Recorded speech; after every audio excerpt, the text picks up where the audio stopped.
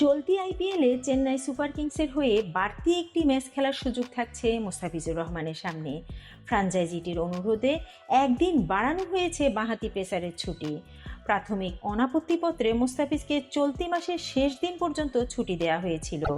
তবে পরদিন ম্যাচ থাকায় চেন্নাই ফ্র্যাঞ্চাইজি ও বিসিসিআইয়ের পক্ষ থেকে একদিনের ছুটি বাড়ানোর অনুরোধ করা হয় বিসিবিকে।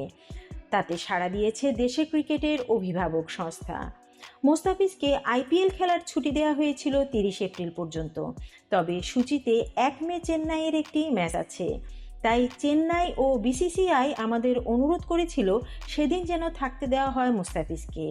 তাদের অনুরোধ রেখে ছুটি একদিন বাড়ানো হয়েছে। ঘরের মাঠে জিম্বাবুয়ে সিরিজের জন্য মূলত বেশি বাড়ানো হয়নি মোস্তাফিজের ছুটি। চট্টগ্রামে আগামী 3 মে শুরু হবে 5 ম্যাচের টি-20 সিরিজ, যা শেষ হবে 12 মে।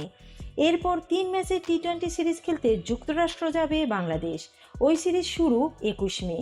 দুই সিরিজের মাঝে সপ্তাহখানিক সময় থাকলেও এখন আর মুস্তাফিজকে আইপিএল খেলতে ছাড়বে না বিসিবি।